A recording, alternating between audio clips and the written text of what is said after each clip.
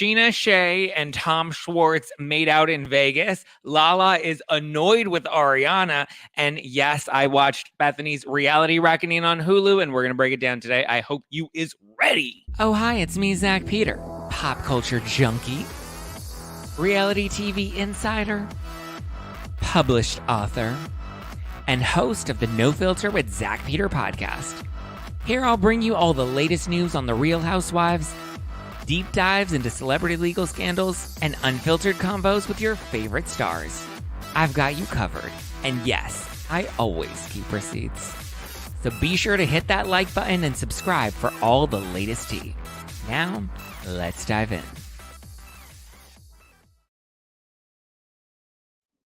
Hi guys, happy Tuesday. I hope you had a great Monday. I hope your week is off to a great start. Can't believe, we're already in Hanukkah. Oh, ignore the wet spot on my shoulder. I got bronzer on my shirt and tried to wipe it off. But yeah, we're already into Hanukkah. We're getting ready for Christmas next weekend. I have not begun my Christmas shopping, so I am very behind. Well, actually, I've started to. Do a little uncommon goods shopping, but outside of that, I haven't really given it much thought. So let me know where you guys are at with all that, because I know I'm a little behind, but I did get in my morning workout. I've been trying to, just make sure I've been keeping my head right, my mind right, my body right, all the things, right? Right. Okay. So we got the new Vanderpump Rules trailer. We have Vanderpump Rules that'll be returning at the end of January. I believe January 30th is the official release date. Today we have the the special, the how did we get here, all the biggest scandals that led us to this point, which exciting. I'm going to be recapping it with Josh tonight on his YouTube channel, so you can go and subscribe to Josh from Louisiana, at Josh from Louisiana. Here, I'll type the link in the live chat. That way you guys can you can join us this evening. But because we're going to watch it live and then recap it and chat all about Vanderpump and probably chat about the trailer, which I'll break down. I'll recap the trailer today. We'll get into Tom Schwartz and Tom Sandoval and two teas in a pod, and we will talk about the Hulu documentary Reality Reckoning. It had Bethenny Frankel. It had Nick from Love is Blind. It had Leah McSweeney from Real Housewives of New York, and it had some dude that wasn't really on Love is Blind, but wants to sue the network. We'll get into all of that, but let's just kick it off from the top, make it drop. That's some wet and gushy. Ooh. Thanks, Chris Gagnon, for the super sticker. Appreciate it. All right, guys. Love it, love it, love it. Let's dive in, shall we? Okay, let's start with the Vanderpump Rules trailer. It dropped on Monday, right after the show came out. It had just dropped on social media, and then everybody was sending it to me, and I was like, ooh, let's get it. So, it opens up with Ariana basically saying, I'm a survivor. I'm not gonna give up. I'm not gonna stop up. I'm gonna work harder. And that she'll keep existing without Tom, as she already does, because she doesn't need to be around her ex if she doesn't want to be around her ex. Period. Dot. Then we see Tom Sandoval, and he's ready to start dating again. He's single and ready to mingle, and he's doing his little dance moves at the bowling alley. And then Katie tells Scheana, you can't hang out with Tom Sandoval because we only wear pink on Wednesdays, and you're wearing sweatpants, and that's just not cool. And Sheena's like, what? And then Schwartz decides to go blonde and looks like the dad bod Ken. We see Ariana's new boyfriend, and she's asking him to move to LA, and he kind of looks uncomfortable. It's a little alarming to me that he's already on the show. He's already all over publicly. It just worries me for her, the fact that he's already just fully submersed into her public life and that he's on the show. And it's also concerning that she is putting him on the show so soon into their relationship. So I don't know. I mean, he's clearly just a rebound. I don't know if she's doing this to rub it in Sandoval's face that she's okay and she's better without him or what, but it's just, ooh, it was a little, I don't know. I guess we'll have to see more of their relationship this season, but I'm not super confident in what we're going to get with them or that they're going to go the distance. I just want her to see I want her to be in a happy place, in a healthy place with a healthy relationship. And I just think this new guy is a little too soon for her to be diving all in. Then we see Schwartz and Joe, and we know Joe is Kristen Doute's crazy friend. Schwartz claims that he's not dating, and she's like, what, are you embarrassed of me? which, I mean, I don't maybe they're just like they're friends, but like casually like hooking up or dating, and she gives blowies on the side. I don't know. It just I don't know. Something about it just feels a little off. But they're not dating according to Schwartz. But we do have this like weird, strange love triangle between Schwartz and Katie and this new mystery woman with pink hair. And like, first of all, everybody should always know, never trust a hoe with pink hair. Never trust a hoe with pink hair because it's never going to go well. Like, there's just always a plot twist. She's going to steal your jewelry. You know, she's going to post you on Reddit. She's going to, I don't know, she's going to grab you by the pussy. I don't know. Something about pink hair chick that just feels a little off. You know, I feel like you drive her a little, you break her heart, and she's going to burn your apartment down to the ground. But we'll see how that plays out. We see her kissing Katie and we see her kissing Schwartz. I don't know if it's like a major love triangle. I'm assuming that it's probably going to be like oh, I kissed your ex, Katie. And Katie's like, oh, well, that's cool. Why didn't you kiss me? And then it was like a cheeky sort of kiss, and they kind of lean into it, but it's not like real, you know? Then we get a Jax cameo, and we see Lisa Vanderpump, and he's like, you cut me off. And she's like, oh, come on. And so that's the most we get of Jax. We don't get any of Kristen, but we did get Kristen in the Sandoval finale trailer. So I don't know how much of the new season we're going to get of Kristen, but we do get some of Jax. We get him coming back probably to introduce the spinoff. Then we move on and we get the revelation from Schwartz revealing to Lala that he and Scheana made out in Vegas. And then we have a lot of dramatic scenes that seemingly show the fallout of this bombshell being revealed with Brock and Scheana, and they seem to be having some sort of tension. And then we see tension between Katie and Scheana. I don't believe that it's as big or as explosive as the trailer made it out to be. Scheana also said, I think it was on social media in response to Danny Pellegrino, because Danny was like, what, Scheana, how are we just revealing this now? And Sheena's just like, just wait, stay tuned. It's not what you think it is, but it was also something that we were supposed to take to the grave that was never supposed to come out, and it did. And so here we are. Crazy that they still have secrets that are being revealed. So interesting. We see Tom Sandoval, and he's fighting with LVP because she doesn't understand where he's coming from. And she's like, come on, like, get over Raquel. And then we see Katie and Lala going at it because Katie's like, you're being a lot. And Lala's like, you're always a lot. You want to get popped. And then we have Tom Sandoval and Scheana, and she's been the other woman in a relationship before. And how dare Sandoval say that? And I guess because he's trying to compare his situation with Raquel to Scheana's situation with Eddie Cibrian and Brandi Glanville, which was years ago, and Scheana claims that she had no idea. I mean, it is very different, though, right? Because Scheana claims, one, she was a lot younger. Two, she says she didn't know that he was still with Brandi Glanville, and she was never friends with Brandi Glanville. And she has apologized to Brandi since then, and Eddie was fooling around with multiple people, unbeknownst to Brandi, and telling all of these women that him and Brandi had split and that they were just together for optics or public image or whatever. We don't get a whole lot of James. We do have a scene of James kind of telling Sandoval that he still needs to grow up, and that's kind of sad. We see the shot of the finale of the dude throwing the glass. Remember when it got crazy and that dude like threw and broke a glass and he had to get kicked out? I'm curious how they're going to edit that in, because at first I assumed that they wouldn't be leaving that in because it didn't seem like it had much sense or connection to what was going on with the cast. It just seemed like a crazy unhinged fan. But I assumed that they will probably lean into like, look at how much hate Tom Sandoval is still getting. Crazy unhinged people are showing up just to like lash out at him. Schwartz thinks that Sandoval is still in love with Raquel. Ariana tells Tom that her lawyer will be dealing with him regarding their house and regarding her children. And Tom's like, your children? So I assume she's referring to the dog or the dogs, the pets that they have. I don't know how many pets they still have. We know Charlotte passed away. So, and we do know in the original teaser that we got from BravoCon that she mentioned him trying to harm her dog. So unclear of what she means in terms of her children. Also, she had her eggs frozen, but I don't think any of those eggs got fertilized.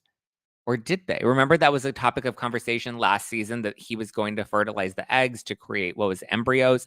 Don't know exactly how this works. Sorry, I'm not in the baby making business, but maybe there was some eggs that got fertilized and those were left on ice, because that was a conversation with them last year. Remember, they were discussing, and he was like getting his sperm tested, and she wanted him to stop drinking so his sperm would be more viable when, he jerked off in a cup with the Playboy magazine. So I don't know, maybe they do have some kids just kind of sitting on ice, and that's another like legal battle that they're going to have to deal with.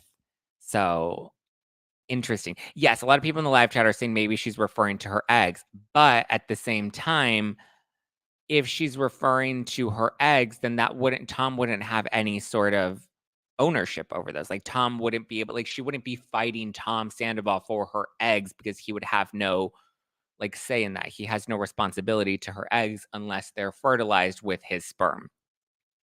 So Jolene showed a photo of Rachel with the new dog. That's sad. If Rachel has a new dog and she wasn't able to keep her last dog, Graham Cracker, what's the new name? James renamed him. I can't remember what he renamed the dog, but it was originally Graham, and Graham was a tear, and James now has him into training, and he's doing a lot better. But I don't know. We see we get a scene from the finale. We see Lala, and she's popping off saying that she's never experienced that someone gets cheated on and suddenly becomes God. And that's kind of how it ends with the back shot of Ariana. She's kind of got her arm up like, yeah, I'm God, bitch. I'm thinking that this is probably in relation to, since we can tell that this is from the finale, that specific scene, it's in relation to Ariana dipping out of the finale party and not wanting to talk to Sandoval, and probably getting upset with Scheana for trying to maintain some sort of relationship with him. Because from what I remember hearing about the finale, which I'm a little bummed that I didn't go because I was invited to that, but making it to San Francisco at the last minute was a bit challenging that week, especially. So I decided to opt out from attending that weekend. But from what I remember hearing, the producers wanted Ariana to have a conversation with Sandoval. She didn't want to have a conversation with Sandoval. Scheana then tried to get involved and tried to liaison or broker a conversation between Ariana and Sandoval. And Ariana kind of got upset about that, and she left because she's like, nobody's going to force me to do what I don't want to do, and I don't want to talk to him, and blah, blah, blah. Even though I think it's hard because it's like, show wise, you kind of want them to have a one-on-one face off, especially in the finale. But then at the same time, real life, she wants nothing to do with him. So she's kind of keeping up her contract by still filming around him, but having no contact with him. But I can understand why she would have gotten upset with Scheana for trying to like be a mediator in that situation, and maybe trying to get Sandoval and Ariana to have a conversation together, and Ariana storming off, being upset. And that's when Lala gets upset and pops off, and she's just like, I don't understand why she acts so holier than thou. Like, I've never seen someone get cheated on and suddenly becomes God. So I think Lala's doing this more in a sense of like, she's seen maybe a bit of entitlement coming from Ariana, maybe a bit of ego coming from Ariana, which granted, it's only been like, it hasn't even been a year since the scandal broke. And like breakups, especially a breakup and a betrayal of that level, is going to take time, and ego is going to get in the way, and insecurities are going to come to light, and insecurities are within the shadow of ego. And I think, it's definitely something that Ariana is just going to have to work through and get over. But like, we all go a little cuckoo crazy when we get our heart broken. But I think in the finale scene, because people are trying to say that like, oh, Lala's just jealous and her jealousy is showing. I think she was more of just like looking out for Scheana, and Sheena's definitely caught in the middle, and Scheana has a history with Sandoval, but is also really close to Ariana, but doesn't want to support what Sandoval did. But like, it's a dicey situation, and it's a weird middle point for Scheana to be stuck in. So I'd imagine Lala was just sticking up for Scheana in that moment. So yeah, I don't think Lala is necessarily jealous, but I also kind of understand, like, Lala was kind of scorned in her situation, and she was cheated on, and Randall was a terrible person, and nobody really gave Lala grace. They kind of were like, oh, well, you were just a home wrecking whore that broke up his last relationship and then came into this new one. And I get that. Like, I see both sides of it. I see where, people don't want to give Lala a little bit of grace, because why should she deserve grace, right? She was the other woman. And even though she claims that was also unbeknownst to her, that according to Randall, he and Amber were done, and he and Amber were already separated by the time Lala came into the picture. And then I know Lala had some rocky moments with Amber herself, but they were able to overcome a lot of that for the sake of the kids, since the Ocean had a relationship with her siblings.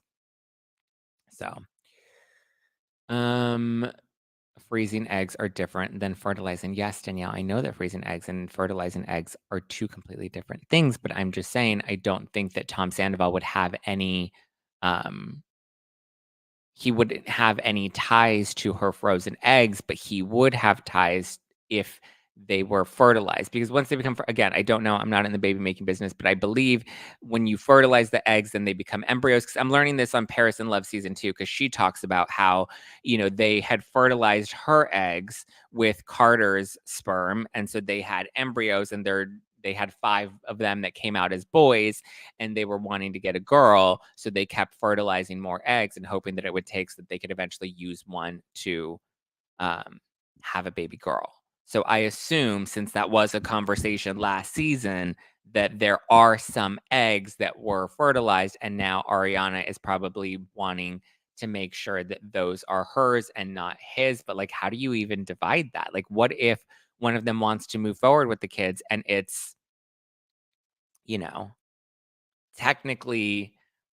Thank you, Trish. Trish says, again, Zack is correct in his legal analysis. Thank you, Trish. I appreciate that, because yesterday I got dragged in the comments because I said, what did I say about getting sued? Oh, because there were people on Reddit that were posting that Tom Sandoval was at one of his restaurants telling people not to vote for Ariana on Dancing with the Stars and to vote for the other people. And then they said, even though Tom Sandoval said that, the person that made that claim then deleted their comments out of fear for getting sued. And I said, there are no legal grounds for that person to get sued if the information that they're putting out there is true. The only time you open yourself up to a legal case of slander or defamation is when the information that you're putting out is false and you know that it's false and you're intentionally putting it out to harm somebody else's reputation, specifically somebody that's a public figure.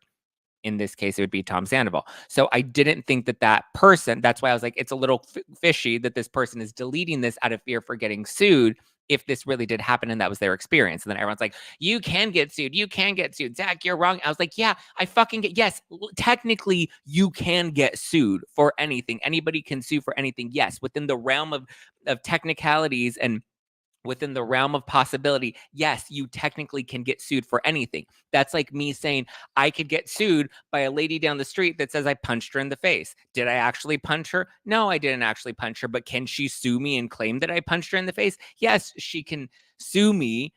Technically, yeah, she can sue me and make a false accusation against me and take me to court, but she would then have to prove that, and it would be a waste of time to sue somebody for something that's false. So in this case, if somebody's afraid of a defamation lawsuit, why would they be afraid of a defamation lawsuit if the information that they put out was true? And then, the other technicality I said was unless it was a reporter and a reporter was given information that was told to be off the record, and then they still released that information, then that would open them up to a lawsuit.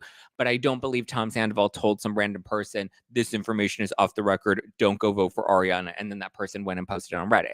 I don't know if I believe the legitimacy of that because that person deleted it. But yes, technically within the realm of possibility, anybody can get sued for anything. Because there were so many people in the comments yesterday that were like, you're wrong, Zack. You can sue for anything. People are sue happy. I'm like, yes, yeah, sure.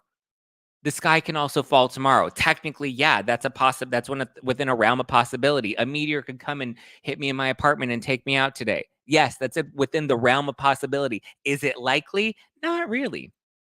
Not really. Oh, that's just a little indentation. I thought that was like a lawsuit is stressful and expensive. Thank you.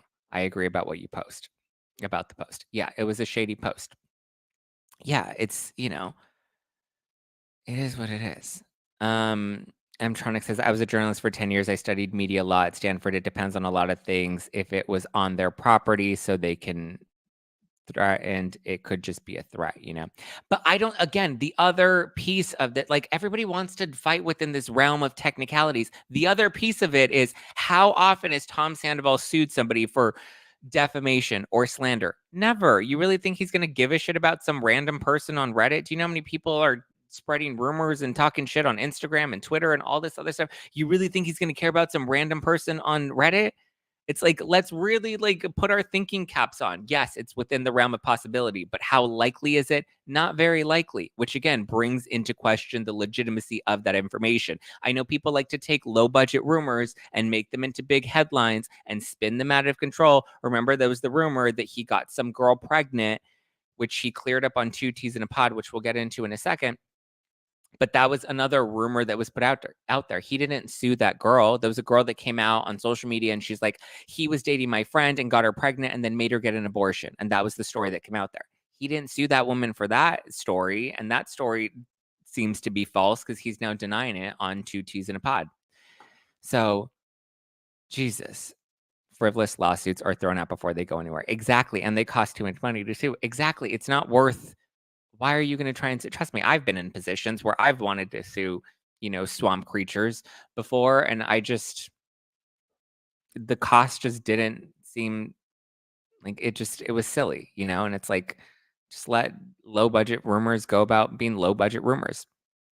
No ethical lawyer would take the case. Exactly, Trish. Thank you. Okay, let's move on to Two Teas in a Pod, because Tom Sandoval and Tom Schwartz were on at the end of last week, and then Teddy and Tamara were also on Everybody Loves Tom. So, biggest things that came out of the podcast. Tom Sandoval is a big fan of Midol Complete, which is his best hangover tip. If anybody needs a hangover tip, he says that Midol Complete is great because it has a painkiller, it has a diuretic in it, it helps with nausea, it has a painkiller, so it has all of these things that help other people, beat symptoms of a hangover, or can help alleviate symptoms of a hangover, according to Tom Sandoval. So he's a big fan of Midol Complete. So if anybody needs a hangover hack, there we go. That's how we open up the podcast. Tom says that he felt like he was drifting away from Ariana in their relationship, and the way that they handled it pushed them further apart, that their relationship was really kind of rocky and it wasn't really advancing. According to him, it just had grown stagnant. He does take accountability, and he does seem to be very honest in that. He says that he was a little suicidal, or not a little, I'm just trying to delicately deliver that information, but he says that he was in that place where he was considering that. He says that he and Raquel had a conversation on the phone where they both had discussed that. I was like, calm down, Romeo and Juliet. Not that I'm making light of that, but I mean, I would imagine you have the whole entire world against you. That's a lot to deal with. That's pretty heavy. He says that he tried to apologize, but it was never enough, right? If he was crying, then people were calling it crocodile tears. If he didn't have any tears, then he showed no emotion at all, and he was in a lose-lose situation. But he doesn't think that he and Ariana would have been together now despite everything. So had the scandal not happened, he's very confident that their relationship would have ended by now eventually. Schwartz talks about cheating on Katie and how Katie handled it very well. He was seemingly impressed with how well Katie's handled, all of the shenanigans that Schwartz put them through. They talk about how much they love Lisa Vanderpump. She was really the one that was there for Tom Sandoval amid all of the scandal, and she kind of helped him navigate through it. She did give him a lot of grace. I will give that to Lisa Vanderpump. When everybody else was hard on him, he did get a lot of grace. He's still living with Ariana. They have no contact. They speak through a mutual friend and other third-party people. He doesn't understand why Rachel just cut him off, which I understand as well. I mean, they seem to have been very close. I get it that she was in treatment and, she was trying to work on herself and be better. I haven't seen much growth or evolution from her specifically, and we haven't heard much of her side of things. We'll see what happens when her podcast comes out next month, and to see if there's anything new that gets revealed or any new pieces of, I don't know, accountability that she's willing to take. But I'm not holding my breath for that one. Tom does clarify that he never got a girl pregnant. He never made anyone have an abortion.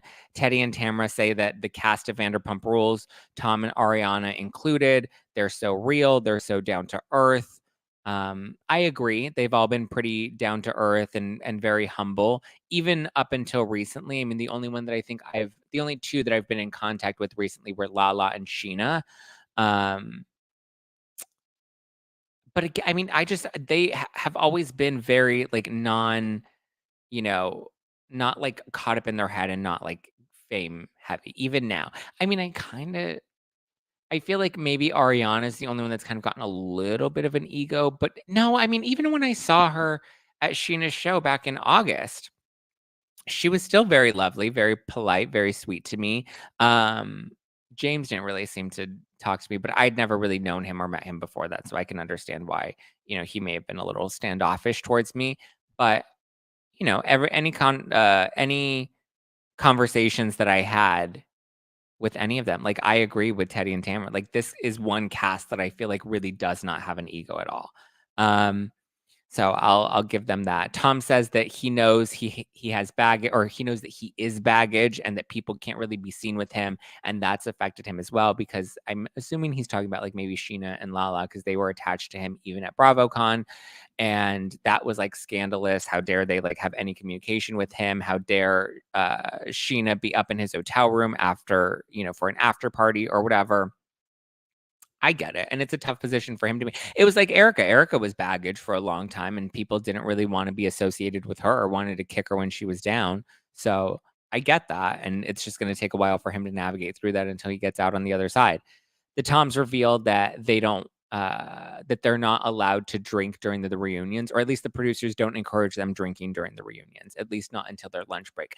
It's interesting hearing, because even Ariana said that when they do film, that the producers and production will cover 2 drinks, and after that, the cast is responsible for any drinks that they order. And even beyond that, if they have any sort of drinks, the production will always cover their Uber rides home. So I get that. So it seems like maybe some of these drinking protocols have been put into place in the past, and it's really just the cast that abuses these things, right? They drink too much. I mean, I was just on a set recently where, they told us that they would cover the first 2 drinks should we order anything, and then anything beyond that was at our own expense. So I get that. I think that some of these things have been put into place. I know Bethany's trying to take a lot of credit for it now with her reality reckoning, but I just feel like the producers never want to put the cast members in danger. At least I don't think in the Bravo shows. I don't know much about The Bachelor. I know that there have been, when it comes to the competition shows, I know that those are very different, because they do want to, like, I remember the old Of Love shows, Flavor of Love, Rock of Love, those types of shows. I remember producers were really like, they would want to make you go cuckoo crazy, because then it created cuckoo crazy television, and they would supply copious amounts of alcohol, and they would, they wanted you to be a little sleep deprived. That way, your reactions and everything was just so much more exaggerated on these shows. But I feel like that culture, like, we're so far out of that culture, and I just don't see any of the current Bravo shows really encouraging that, which brings us to Hulu's new documentary, Reality Reckoning, which we will get into. But first, I hope your holiday shopping is going well. And if you want to hear, where'd you get that this holiday season? Uncommon Goods is your secret weapon. Guys, Uncommon Goods is here to make your holiday shopping stress-free by scouring the globe for the most remarkable and truly unique gifts for everyone on your list. Whether you're shopping for your Secret Santa or for your entire family, Uncommon Goods knows exactly what they want. Like I said, I started my holiday shopping on Uncommon Goods, and they just have so many unique gifts for everyone on my list. I even ordered something for myself because, mm, it's, I mean, listen, you got to treat yourself too, right? Uncommon Goods looks for products that are high quality, unique, and often handmade or made in the US. They have the most meaningful and out of the ordinary gifts anywhere, so definitely check them out. To get 15% off your next gift, go to uncommongoods.com/nofilter and subscribe. That's uncommongoods.com/nofilter. Enter your email and receive 15% off. Don't miss out on this limited time offer. Uncommon Goods. We're all out of the ordinary. Woo woo.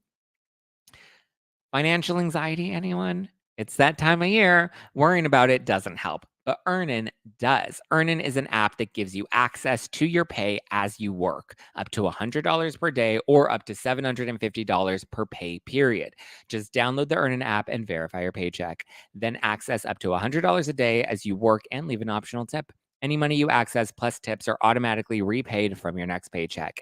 It's great for any last-minute gifts for your loved ones this holiday season, or if you spend a little too much this holiday season and you need a little advance for your upcoming rent, download Earnin today. Spelled EARNIN in the Google Play or Apple App Store. When you download the Earnin app, type in No Filter under podcast when you sign up.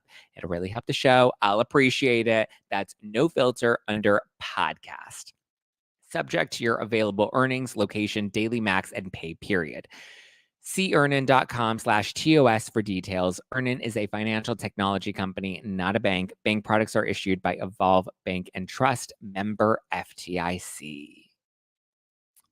Dun, dun, dun. Okay, let's dive into the reality reckoning. So we open up, it's a new documentary series on Hulu. One of the latest, because we know Hulu is out there doing all the documentaries. So Bethenny opens up by welcoming in Juju Chan, who's a reporter. She gives her a tour of her house. She says that she wants to be respected and wants to change the entertainment game. So we have Bethenny, we have Nick from Love is Blind season 2, and we have Leah McSweeney. We also have civil trial attorney Rich Schustein, and he says that, you know, reality stars are definitely signing up for this and they're definitely signing up to be exploited. That's the game, but that's what you're asking for because you want to become a star. So Rich is kind of the attorney that gives the legal analysis throughout the documentary. We also have Catherine Vanarendonk. Vanarendonk. She got a badonkadonk. Catherine, she's a TV critic for Vulture. She says that reality TV has become a career for people. So I like that we have the reality stars, but I also like that we have this woman, Catherine from Vulture, and we have attorney Rich, because they give more of a balanced opinion on things. They also have a psychologist who says that these shows normalize bad behavior and kind of analyzes it from a psychologist's point of view. I get her point, but my argument is I don't think that reality TV normalizes bad behavior. It just showcases bad behavior, right? It's like a blue light on real life, because in real life, people struggle financially. In real life, people have drinking problems. In real life, people have affairs and their marriages fall apart. People say stupid shit. Like, these are just real people that are making these mistakes or that are going through these struggles. And I feel like a lot of people that watch reality TV, they watch it to escape their own lives. It's better to watch someone else be bad at the game of life rather than look at the challenges in your own life. It can be used as escapism. It can be used to make yourself feel better about your own life.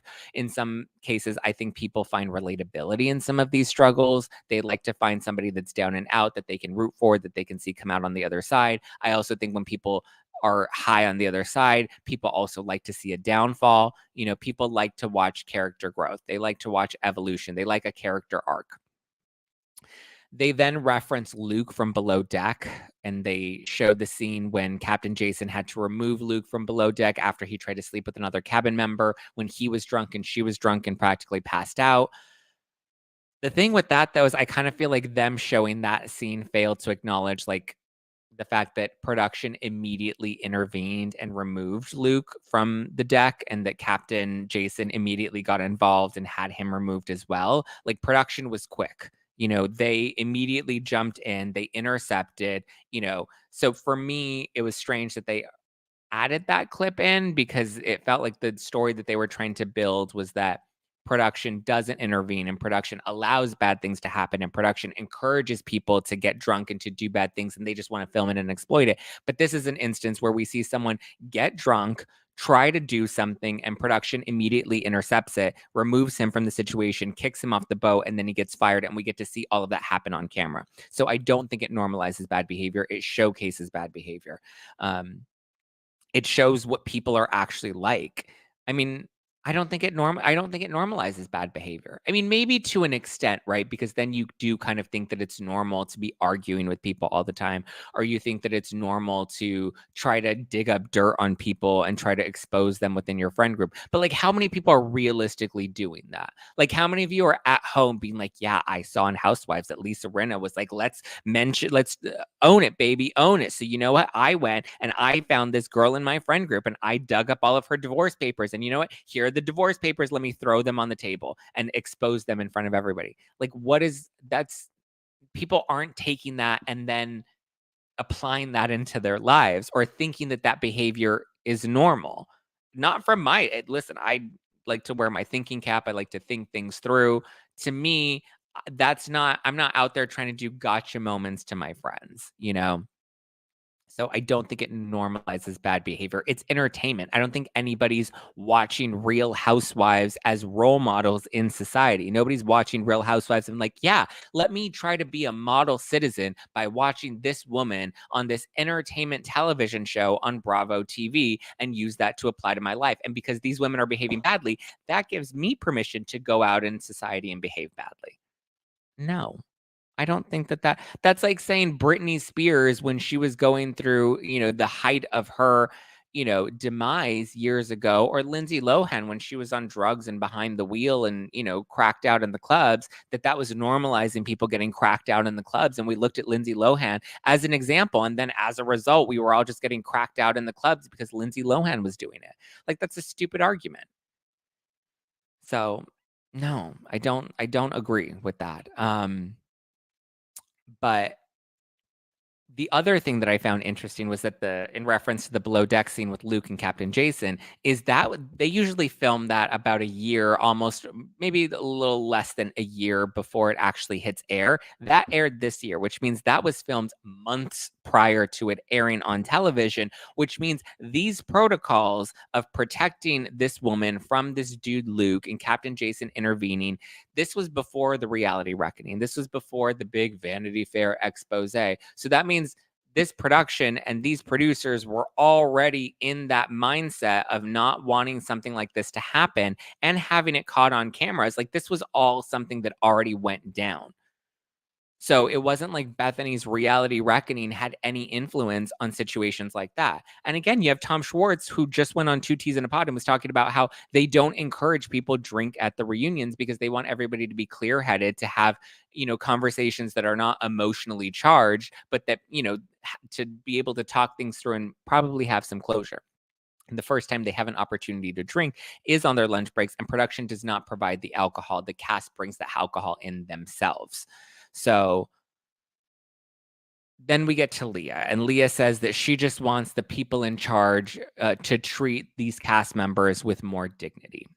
If you want to be treated with dignity, though, you need to actually conduct yourself in a manner that is dignifiable, right? Or am I wrong to say that? Like, if you're Ramona Singer and you're shitting on the floor, then how do you expect people to treat you with dignity when you're literally shitting on the floor in front of camera?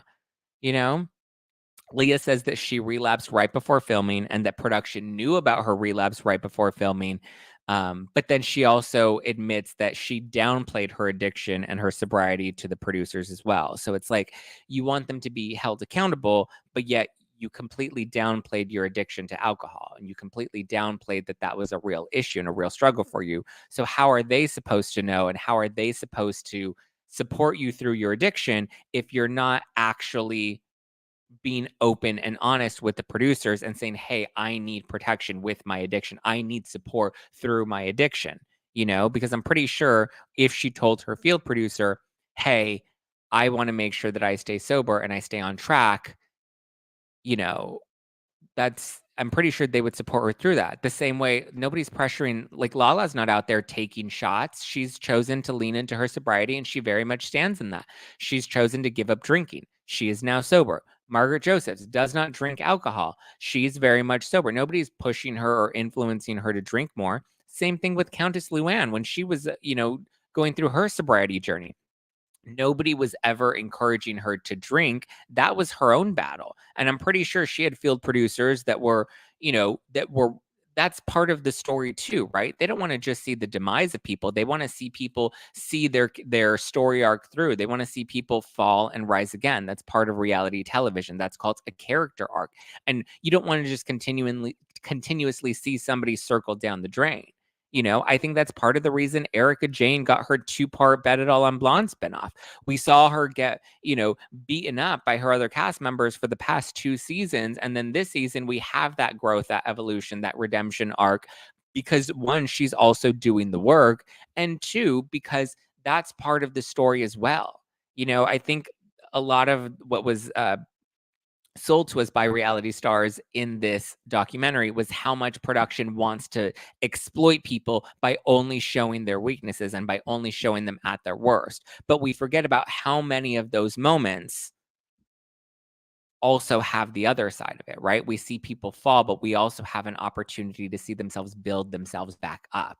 We can't disregard that as well, because those are very key pivotal parts of the reality stars as well. Brittany, but Lala did say the producers would have a camera in her face if they caught her drinking on camera when people saw her take a water shot. I mean, yeah, listen, that's their job, is to follow the story. So if Lala is struggling with her sobriety, the producer's job is to follow that story through, and if Lala then comes to them and is like, hey, I've fallen off the wagon, I need help to get back up, then I think that that's a bit different if the producers choose not to help her when she's asking for help. But at the end of the day, the producers are not your parents, and you're grown-ass fucking adults that signed a contract to participate in this. I tweeted, somebody didn't like this analogy, but I tweeted out, what did I say? I said it's like being upset. Hold on, let me read the tweet so I don't misquote myself. But I said, you can't be upset that you ran out onto the football field to play in the NFL and then you broke your leg because you were playing a little too rough. I think that that's true. You know the risk that you sign up for when you agree to play tackle football. When you want to be a pro athlete and you want to be in the NFL, you know the risks and you kind of take that on. So, yeah. Shed Media, then they have a statement from Shed Media, which is the production company that produces Real Housewives of New York. They say that that decisions are made by the cast members and solely by the cast members. So my question again is it the producer's fault? They're just doing their jobs to follow the story. The cast members are the ones that lead the story. Yeah, you have producers that kind of try to bridge the stories together for a big high level storyline. But, for the most part, cast members are the ones that are leading their lives and living them out on camera and agreeing to be exploited. Leah says that bars cut people off, so producers should be able to cut them off too. But then lawyer Rich comes in and he says that it's dangerous to claim that producers encourage any of this type of behavior. And I agree with him. You're removing any sort of personal accountability. And when it comes to, people struggling in their own lives, you need to have personal accountability in order to work through your issues. If you constantly point the finger at everybody else, then you're a constant victim and you're blaming everybody else for your issues. Lawyer Rich, Shed Media also states that they work with cast members' boundaries around alcohol, that if cast members set boundaries around alcohol, their responsibility is to work with them. But it's ultimately at the discretion of the cast members. Leah claims that she was really struggling with her mental health. She says that she tried to quit, but the producers told her that she should stay so that she could continue to tell out her story, that if she dipped out, her story would be left open-ended, and that this was her opportunity to, I'm assuming, have like a Countess Luann sort of storyline. If Countess Luann just ended at jail, her story would have ended there, but she came back. She leaned into her sobriety. She had, a full 180 moment. Shed Media denies a lot of Leah's claims. Leah says they deny that she came to her and tried to quit, and that they told her not to quit. Leah ultimately stayed on the show, though, despite claiming that she wanted to quit. And let's not forget, she also went on to go and do Real Housewives Ultimate Girls Trip 3 with the promise of being on Roni Legacy. So she says that she was paid $250,000 for Ultimate Girls Trip. And after filming, she then filed a discrimination claim against the production company because she claims that they violated her human rights in relation to her alcoholism, which she claims is her disability. Her case was ultimately dismissed, and production claims that she was offered a sober companion and that they offered to move her accommodations closer to local AA meetings to support her with her sobriety. She then went from trying to file her complaint against, which she doesn't reveal. She doesn't tell you. They reveal this in the documentary, but she doesn't tell you that her claim was dismissed, her discrimination claim.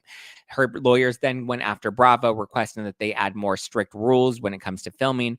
Bethenny says that her marriage to Jason Hoppy was exploited by Bravo because they were still airing her wedding episodes while she was divorcing Jason.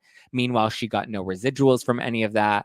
Lawyer Rich weighs in here, and he says that nobody could have predicted when any of these contracts were originally signed back in the day. Nobody could have predicted how Housewives would have blown up or where any of this would have gone, or that streamers would have become, a new revenue generator.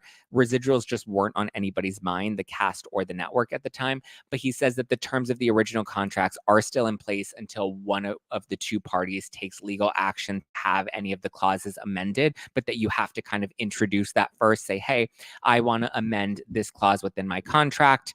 He makes it sound like it's a possibility. It's just never been challenged by anybody before. None of the cast members have ever gone back to Bravo and say, hey, I would like to adjust my contract and get residuals. Bethenny says that Andy didn't make her a star, that he made himself a star on the backs of all of these housewives. She also says that Andy is a big fan of hers. Andy denied to comment in the documentary. We then get a little bit of Rachel Leviss and Sandoval. Bethenny says that Rachel was raked over the coals, but she also doesn't really acknowledge Rachel's role in all of Sandoval. Not to say that any of the hate that Rachel got was warranted, but like she did have a role in all of this too. She did participate in lying to Ariana on camera, faking scenes, all while having an affair with Tom Sandoval that lasted 7 months and still failing to take accountability. And she was also negotiating to return to the show. And then when the money wasn't right, she was like, okay, I want more money. If you're not going to give me more money, then I'm out. So it seems like she definitely put a price tag on her mental health. She definitely put a price tag. On her dignity, as Leah would say. The Vulture reporter accurately discusses how Rachel is responsible for her multiple actions and how she definitely wanted to return. And then we get into the last tail end of the documentary. It's under an hour. I want to say it's only like 40 minutes, but then we get into Nick from Love is Blind. And this is where I think there's a little more meat to it, at least towards the end, because he says that that Love is Blind and Netflix provided a really distressing experience for him. He says that it felt like they were in a pressure cooker because Love is Blind is where you go on blind dates with people and you don't get to see them, but you agree to get engaged before, only based off of conversations with them in the pods. They have all of the different daters in different pods. And so you can only just talk to each other, and based off of personality and voice and all of that sort of stuff, you determine whether or not you're connected to this person, and then you have to marry them on camera. He says that his partner had a panic attack on set and that the producers never disclosed that information to him, which I get. They should have supported her more and helped her through that. But I don't know if it's necessarily their place to disclose that she had a panic attack, if that's her personal information and that's considered medical, because Leah's claiming that her disability is alcoholism. So I think in this case, it does become legally a little dicey. So I don't think it's the responsibility of the producers to disclose that this woman, his fiance, just had an anxiety attack or a panic attack. That's her responsibility to reveal that to him on camera. She never revealed that to him. So the context of their conversation seemed a little murky when it was brought up on camera, what they were talking about. He said he wasn't aware of that until well after the fact, that it just looked like a lover's quarrel when in reality she was really struggling with her mental health, but she didn't really openly share that with him. And I just would think that's like what a normal couple would do. Then we have Jeremy Hartwell, who's also featured. He was barely even on the show, but he's suing the network for inhumane working conditions and violating labor laws on set. He said that there wasn't enough food provided, there wasn't enough sleep allowed, and that, production has full control of the edit. They think that people won't talk because they're afraid of breaching their contracts, and that's why no other reality stars have come forward. Cast members are paid as independent contractors, not employees, which is also pretty standard. As an employee, you have like a hourly rate and you get benefits, but independent contractors are usually just for specific projects, which if you're only in one season and how long you last on that season is TBD, then I think it's fair that you're paid as an independent contractor and not an employee. But Nick and Jeremy are now working to make changes in the industry. This to me seems much more plausible and is more interesting than the Bethenny and Leah stuff. Lawyer Rich, however, claims that if cast members can sue the network for disliking their edit, then it can really kill the genre overall, because it then makes it challenging to produce a reality show, because then you're producing the show for the cast members and for making the cast members happy more than you are trying to produce an entertaining television show for the audience. So it becomes focused on appeasing cast members rather than appeasing the people that are viewing it. For example, Leah McSweeney, who filed complaints with no legal standing to support them, that would then have a little more weight. But again, there was no legal standing to support any of her claims. They then share Bravo's statement, which claims that they're trying to make more positive changes within the network. So there you go. Reality Reckoning, it's available now on Hulu. Definitely check it out, guys. We have the new season of Vanderpump Rules that is returning at the end of January. I will be recapping that with Josh from Louisiana. We'll be doing weekly recaps, which will follow our Salt Lake City weekly recaps, which we will continue to do throughout December and into the new year. Give me a follow at Just Plain Zack if you want to keep up with me. Follow the podcast at No Filter with Zack, and be sure to catch my recap of Real Housewives of Miami and Southern Charm on the Ringer Reality TV podcast. It will be available later today, so be sure to subscribe to the Ringer Reality TV podcast to catch me and Chelsea Stark-Jones. I have to run from here and go tape that right now because I'm already a little late. But thank you guys for tuning in. I love you. I appreciate you. New episodes of No Filter drop every Monday, Tuesday, Wednesday, and Thursday, with bonus episodes that drop on Friday, plus bonus member episodes that drop on Sundays, which will be Real Housewives of Beverly Hills Season 1 recaps with Donna Bowling from Daily Dose of Donna. All right, guys, I love you. I appreciate you. I will be doing my Vanderpump Rules recap with Josh tonight on Josh from Louisiana. That's his YouTube channel. And we will be doing our Salt Lake City recap on Wednesdays. All right, guys, I got to run, but I love you. I appreciate you. Have a wonderful rest of your Tuesday, and let's get ready for hump day. We're going to hump into the week. Let's get it. Yeah, on the hips, girl. Boom, boom, boom, boom, boom, boom, boom. All right, guys, love you, man. Bye.